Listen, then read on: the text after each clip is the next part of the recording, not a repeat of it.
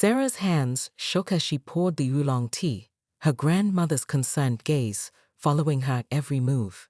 The familiar scent of jasmine incense and congee cooking in the kitchen grounded her in this impossible reality. She'd forgotten how their old apartment always smelled like home, before she traded it for Marcus's sterile penthouse with its minimalist aesthetic. "Your algorithm," her grandmother said in Cantonese, nodding at the laptop screen where Sarah had been frantically typing for hours. "The one you told me about last week. It's different now?" Sarah paused, realizing she'd been coding nonstop since waking up. The security protocol that had formed the backbone of Marcus's company, her original work that he'd later claimed as his own, now flowed from her fingers in its purest, most advanced form. 5 years of industry experience combined with her raw, untainted creativity. "I can see things clearer now, Amma," she replied, switching to English unconsciously. Then, catching herself, she continued in Cantonese, "I won't make the same mistakes again." Her grandmother studied her face. "You seem older today. Your eyes, they seem more than yesterday." Instead of answering, Sarah opened her banking app.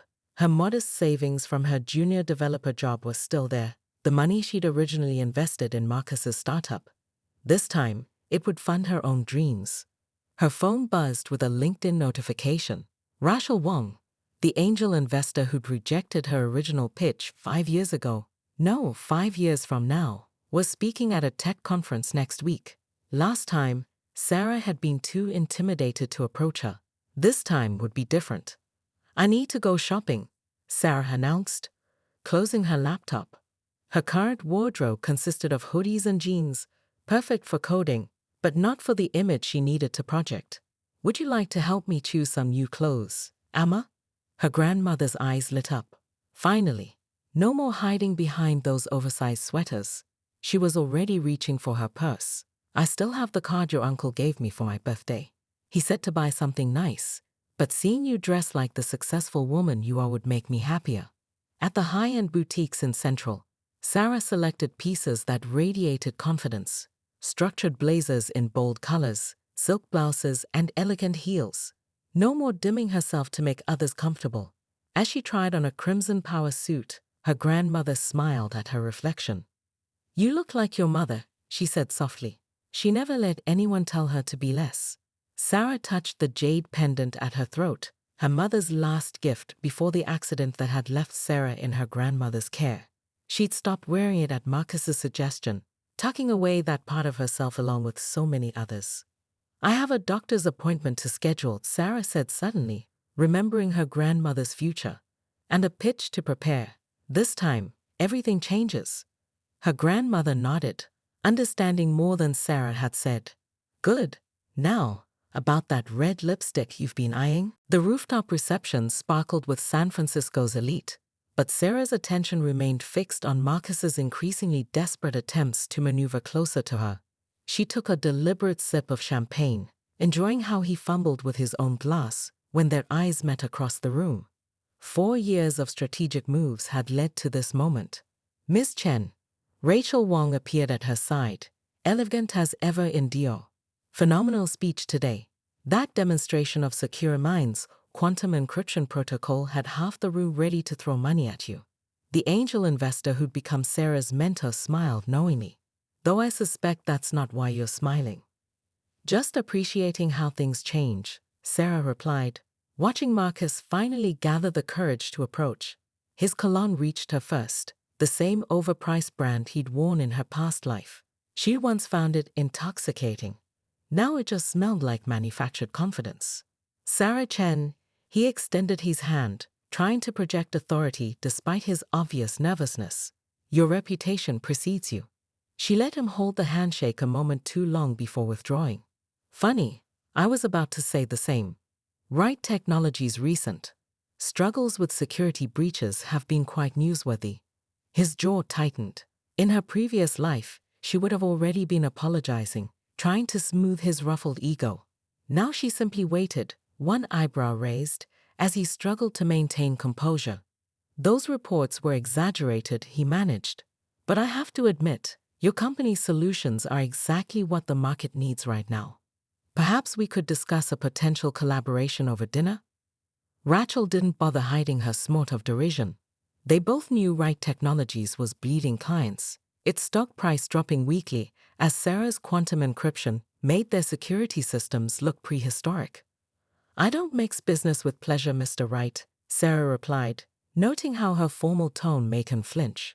"But my CFO would be happy to discuss acquisition terms of your company by ours." She gestured to where Jessica Porter hovered nearby, clearly trying to eavesdrop.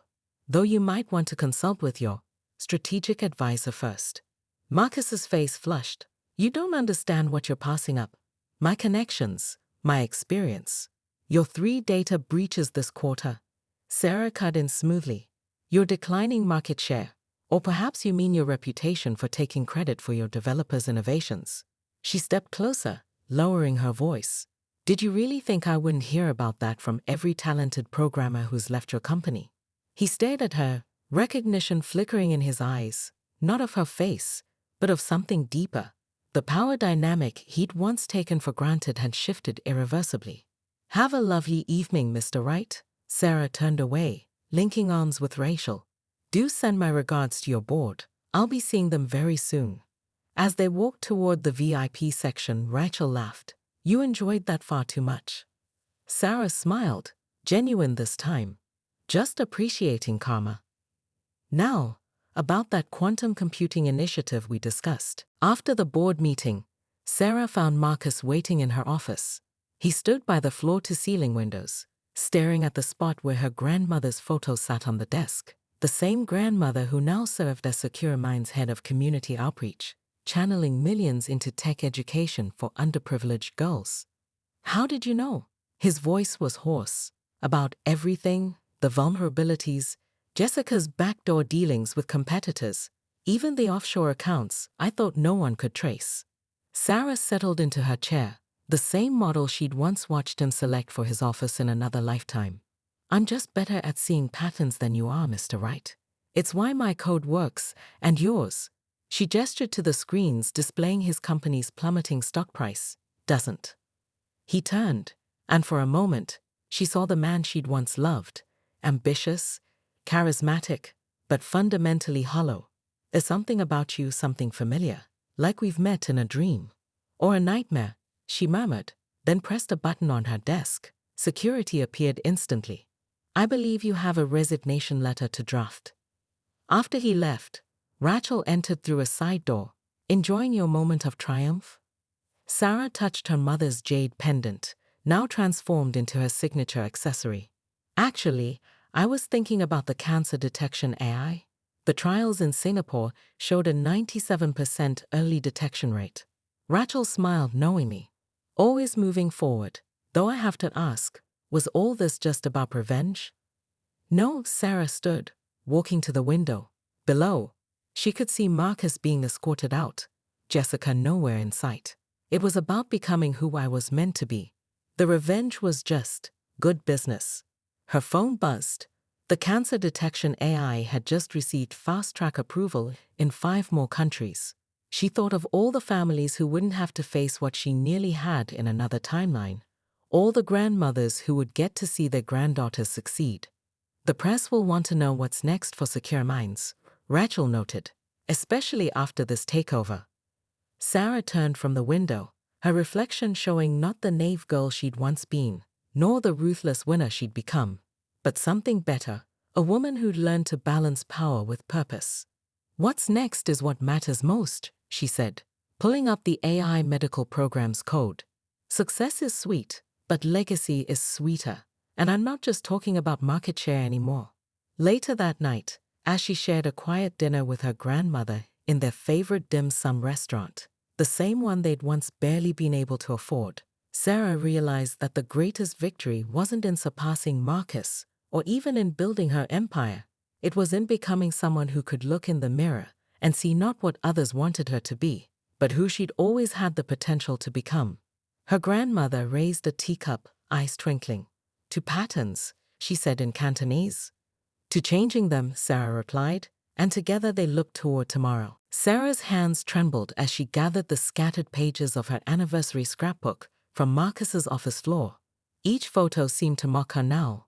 Candid shots from late nights at the startup, their first investor meeting, the Christmas party where he'd first kissed her. She'd spent weeks crafting this gift, believing it would remind him of how far they'd come together. Still here, Jessica's voice dripped with artificial concern. She stood in the doorway, her Louboutin heels worth more than Sarah's monthly salary. I can have security escort you out if you're having trouble. Letting go. Sarah straightened, clutching the scrapbook to her chest. I helped build this company, she said, hating how her voice cracked. Half of our security protocols are my code. Sweetie, Jessica stepped closer, her perfume overwhelming in the confined space. That's the problem. You're a coder. Marcus needs someone who can navigate boardrooms, not server rooms. Someone who understands the art of the deal. She picked up a fallen photo. Sarah and Marcus celebrating their first $1 million contract. Though I must say, you played your part well. The devoted girlfriend, so conveniently talented in programming. It gave Marcus such a lovely origin story for the press. The words hit harder than Marcus's cruelty. Had that been all she was? A convenient character in his rise to success.